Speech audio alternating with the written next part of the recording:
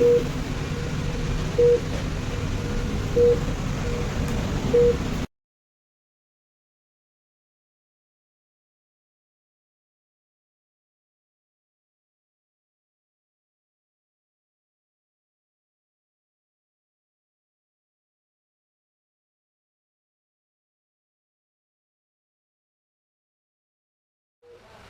Friends, കഴിഞ്ഞ തവണ ആദ്യത്തെ 5 ഡോസ് എടുത്ത് തീർന്നത് മെയ് 13 വേൾഡ് മൾട്ടിപ്പിൾ സ്ക്ലീറോസിസ് ഡേക്കാണ്. ഇന്ന് അതിൻ്റെ തലേ ദിവസം എൻ്റെ 8ാമത്തെ ഡോസ് കംപ്ലീറ്റ് ആയിക്കൊണ്ടിരിക്കുന്നു. 86 ml ആയി കയറുന്നത്.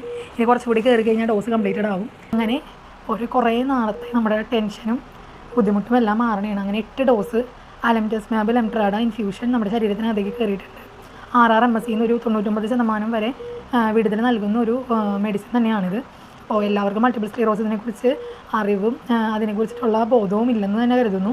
അപ്പോൾ നിങ്ങളും ഇതുപോലുള്ള ഓട്ടോഇമ്യൂൺ ന്യൂറോ ഡിസീസുകളെ കുറിച്ച് വായിക്കുക, അതിൻ്റെ ലക്ഷണങ്ങൾ അറിയുക. ഏതൊരു രോഗമായാലും നമ്മൾ തുടക്ക സമയത്ത് കണ്ടുപിടിച്ച് കഴിഞ്ഞാൽ നമുക്കതിൽ നിന്ന് എങ്ങനെയെങ്കിലും രക്ഷപ്പെടാനുള്ള വഴികളുണ്ട്. പക്ഷെ അത് കണ്ടുപിടിക്കാത്ത അവസ്ഥ വരുമ്പോൾ നമുക്കൊന്നും ചെയ്യാൻ. സംസാരിക്കുന്നതിൻ്റെ ഇടയിൽ ബോബി സാർ ഒന്നു കുറച്ച് ഇമോഷണലായിപ്പോയി.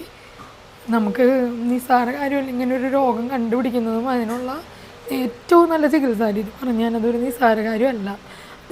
സാറുള്ളതുകൊണ്ട് മാത്രം നടന്നെന്ന് വിശ്വസിക്കുന്ന ആളാണ് ഞാൻ. ലൂർദ് ഹോസ്പിറ്റലുള്ളതുകൊണ്ട് നടന്നതാണ്.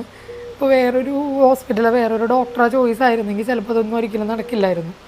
അപ്പോൾ ഇങ്ങനൊരു മെഡിസിൻ ഉണ്ടെന്ന് തന്നെ സാറിൻ്റെ വായന്ന് തന്നെയാണ് കേട്ടത്. അപ്പോൾ ഈ മെഡിസിൻ എടുത്തില്ലായിരുന്നെങ്കിൽ ഈ ഒരു പ്രായത്തിൽ ഒരു 30 വയസ്സിൽ ഇങ്ങനെ ഒരു രോഗം വരിക, അതിൻ്റെ ബുദ്ധിമുട്ട് അനുഭവിക്കുക എന്നൊക്കെ പറയണത് ഭയങ്കര ബുദ്ധിമുട്ടുള്ള കാര്യമാണ്, നിങ്ങൾക്കറിയാം.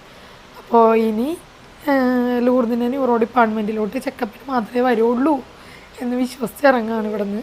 അപ്പോൾ ഒരുപാട് പേര് പല കാര്യങ്ങൾക്ക് സഹായിച്ചിട്ടുണ്ട്, പല കാര്യങ്ങൾക്ക് നമുക്ക് സപ്പോർട്ടായിട്ട് നിന്നിട്ടുണ്ട്.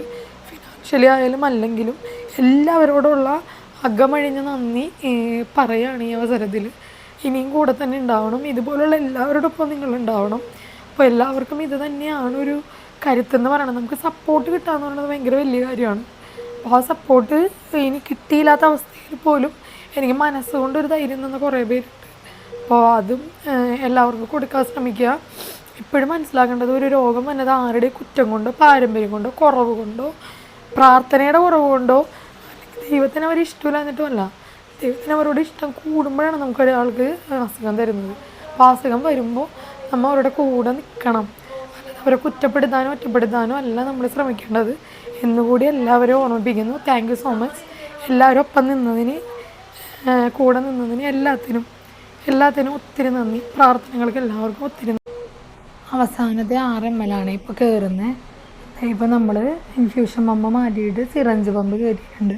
അവിടെ കാണിച്ചിരിക്കുന്ന സിറഞ്ച് കണ്ടോ, ആ സിറഞ്ചിലാണ് എൻ്റെ ട്യൂബിലുണ്ടായിരുന്ന ബാക്കി 6 ml കയറ്റിയിരിക്കുന്നത്. 6 ml ഒരു 20 മിനിറ്റ് അല്ലെങ്കിൽ അരമണിക്കൂർ കൊണ്ട് കയറി തരുന്നത് പോലെയാണ് സെറ്റ് ചെയ്തിരിക്കുന്നത്. പിന്നെ അതുകൂടി കഴിഞ്ഞ് കഴിഞ്ഞാൽ ഇത് കംപ്ലീറ്റ് ആവും.